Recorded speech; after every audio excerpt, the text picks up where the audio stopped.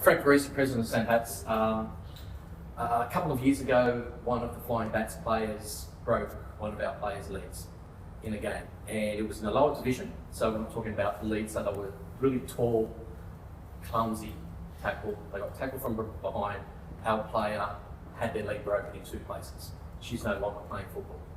Okay, and it was a direct result of a real bad, tall player in a real clumsy tackle. Didn't get a red card, didn't get a red card.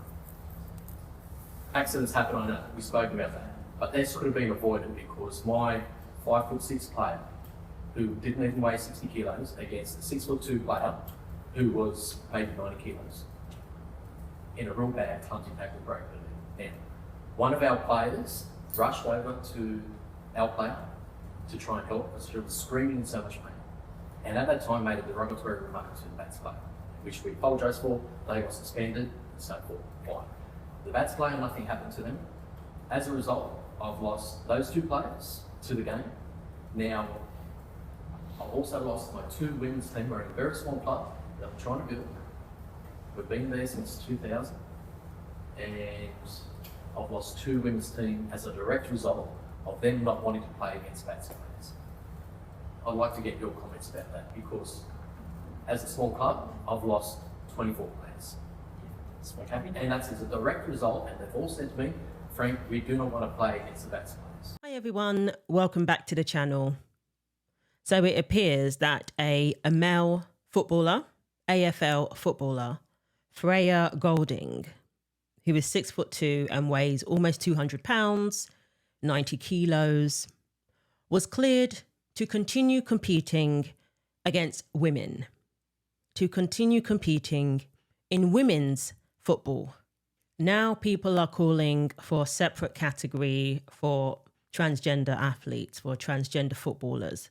Now, I gave up that a long time ago, calling for a third category, a category for those who have a gender identity. I gave up on that a long time ago because I don't want it.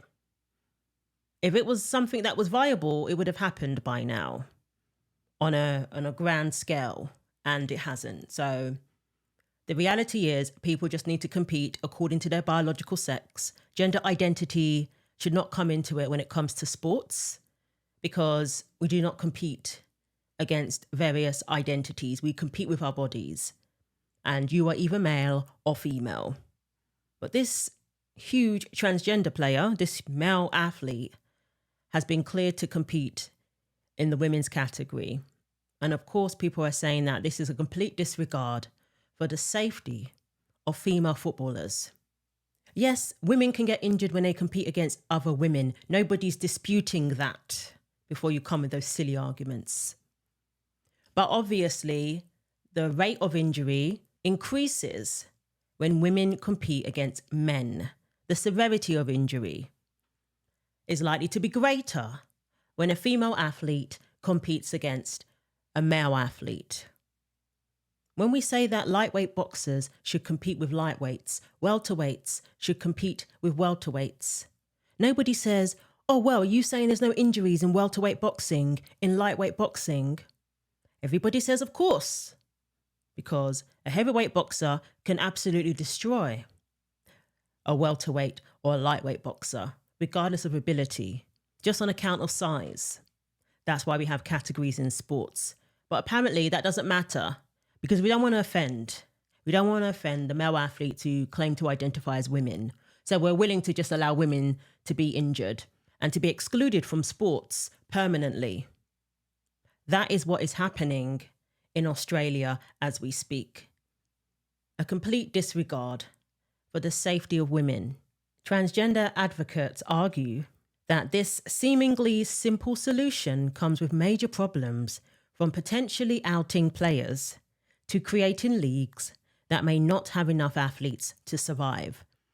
So they don't want it. So I would say we need to move away from this suggestion, because it's just not going to go anywhere. They don't even want it. The World Swimming Championships in Berlin, I believe it was, they had a third category, an open category, with transgender players in mind, or transgender swimmers in mind. Nobody showed up. Let's just get back to reality If you want to start a LGBT kind of team, they do exist. We can encourage them to play on those teams, in those leagues. Obviously, they're on a smaller scale. And it's not just based on whether someone has a gender identity. It's just, some people even say that it's like a queer team or something like that. That's different. But when it comes to categories in sports, they don't want it. They don't want a transgender category or an open category. What validates them is pretending to be women, so therefore competing in women's sports, changing in the women's locker room. They feel that validates them. Even just suggesting competing in a third category, this is the sort of thing they come up with. Outing. There's no outing when it comes to somebody's biological sex. Like, just stop. And plus, we have eyes. We can see when somebody is male or female. We can see the man competing in the women's football team. We can spot it a mile off. Okay? We're not outing anybody, so just stop. So it was the AFL Gender Diversity Policy Committee that cleared Golding to continue playing for Westminster Old Scholars in the Adelaide Footy League women's competition. Adelaide, that's my former city. I lived there for a couple of years. It's really sad hearing this. So we had 3 rival clubs who lodged a duty of care complaint, but the committee found it was not satisfied that Golding's participation posed unacceptable safety risks. So why do we have categories in sports then? Why don't we just all lump everybody together? One of the main reasons we have categories is for safety. So don't act dumb and pretend that doesn't exist just because somebody claims he identifies as a woman. Women's Forum Australia, Head of Advocacy, Stephanie Bastian, said the decision showed a disregard for the safety and fairness of female players, adding that rival teams were prepared to refuse to play Westminster Old Scholars. And I really hope that they go down that route. Just refuse to play at all costs. I really hope they do that. Don't even show up. I want to ask you about that movement's attitude to trans participants in sport. I know it's an issue you care about. This is something that's happening in the Adelaide Footy League women's competition, where they do have a male body identifying as female competing. Why are we so behind the times in this country? The rest of the world seems to have had a bit of a reckoning with this issue and is putting out sensible policy positions. But Australia, we seem to be an outlier. Well, Rita, I don't understand it. I've been very vocal on this issue for a long time. Sex-based rights are very important, including in change rooms in sport and in other places where the rights of women have to be protected, such as domestic violence refuges. But for the AFL to make this policy, to allow men to play in women's football is just abhorrent.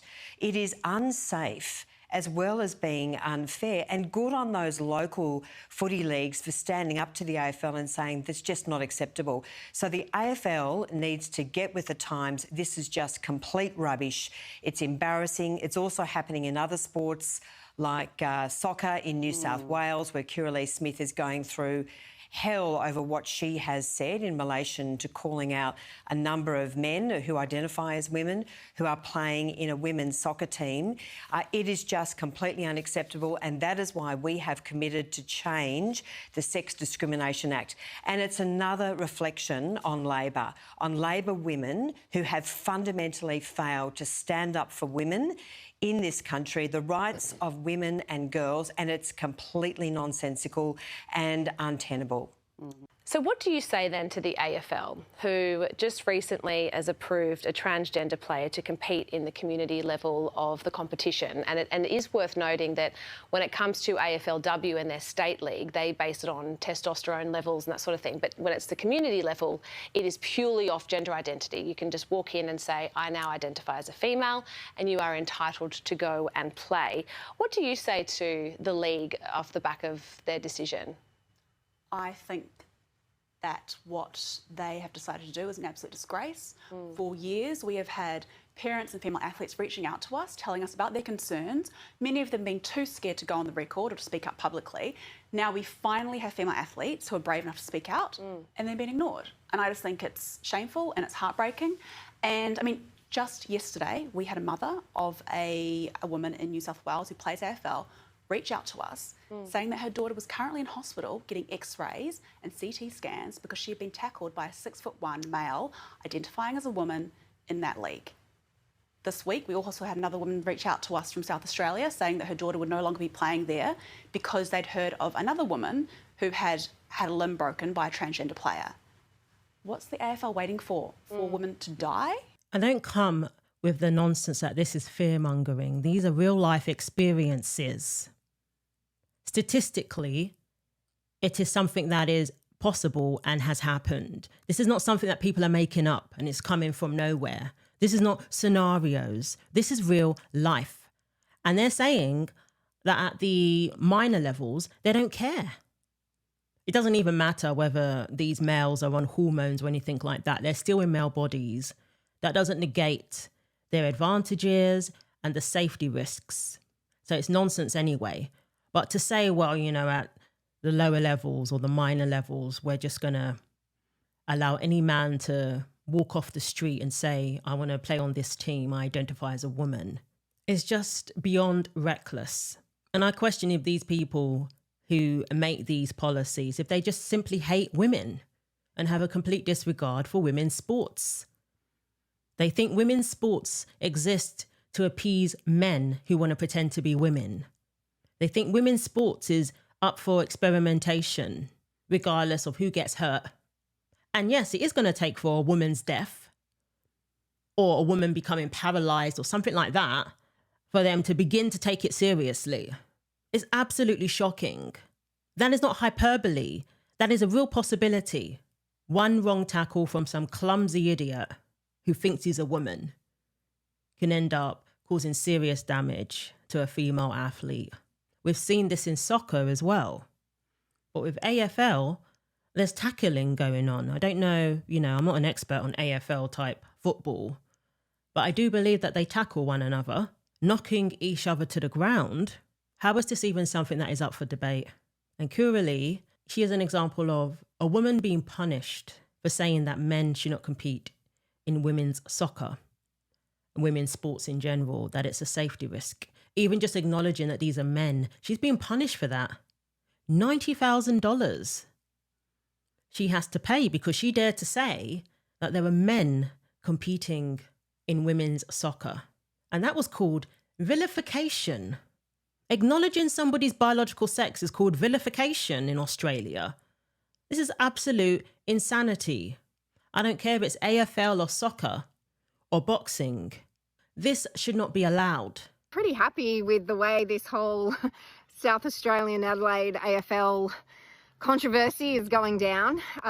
People are finally understanding and seeing that there are males playing in female sport in Australia. Now, I know that firsthand, and my supporters, of course, know that firsthand because I've been ordered to pay $95,000 to two males in female sport and ordered to pin a confession to my social media pages.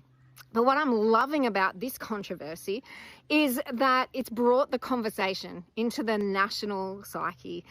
People are just understanding and outraged, rightly so, that there's this real disconnect between elite sport policies and grassroots sport policies. Whether it's football, soccer, AFL, tennis, you name it, the International Olympic Committee has made it really clear at the elite level, men are men. Doesn't matter how they identify, it doesn't matter how they feel, they're male. They'll always be male. It's written on every single cell in their body. It's in their skeletal frame. It's in their hormonal and their endocrine system. It's in their reproductive system. Men are men. That's just the way it is. Men can play sport. They can play in the male category. They can play in an open or mixed category. They could even play in a transgender or gender diverse category. But no, these males want to play in female categories. But it's like all of a sudden, when they're at the grassroots level, Australian sporting policy says, oh no, but they're actually women if it's grassroots. What is the magic pill? Where is the magic wand? How come they're male when it's elite sport, but they're female for grassroots sport? It's because they're saying they don't care about grassroots sports. They don't care if women's sports at that level is completely ruined, because the higher up you go, the more people demand accuracy when it comes to sports. They don't want to see a clown show. People are paying good money to go and watch these sporting events, so people are going to demand that we don't mess around and experiment with sports at this level. They don't care about, the women who want to do sports locally, join their local AFL team or whatever. They don't care. It's really, really devastating to see the message that they're putting out there. Like Kira Lee's saying, if they're a man at the elite level, they're a man at the grassroots level. What has changed? Other than you're just doing what you think you can get away with.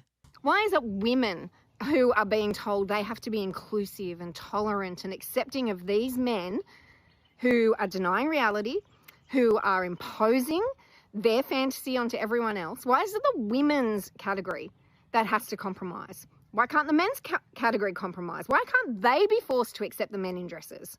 Because that's what they are. They're men who are coming up with a fictional character in their minds.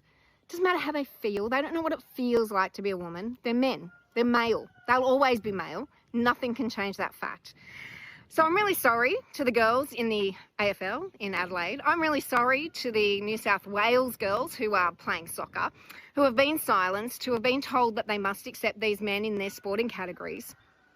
But it's time to stand up. It's time to speak out. It is time to draw this line in the sand, and it is time to mock and ridicule policies that say a man is a man when he plays elite sport, but a man is a woman if he wants to play women's sport at the grassroots.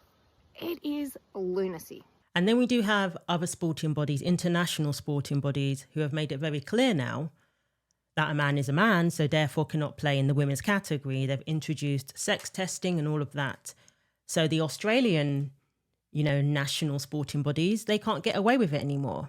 So they've been forced to get back into reality. And that's how it should be. So yes, we need to continue ridiculing these policies and the people behind such policies. And anybody who's in favour of this should know in no uncertain terms that they will not get your vote. I think once that becomes clear, maybe we'll see things turn around. So let me know what you think. Thanks for watching. Like, comment and subscribe. Take care of yourselves, and God willing, I will see you in the next video. And a huge thanks to all of those who have hyped my videos. It is greatly appreciated.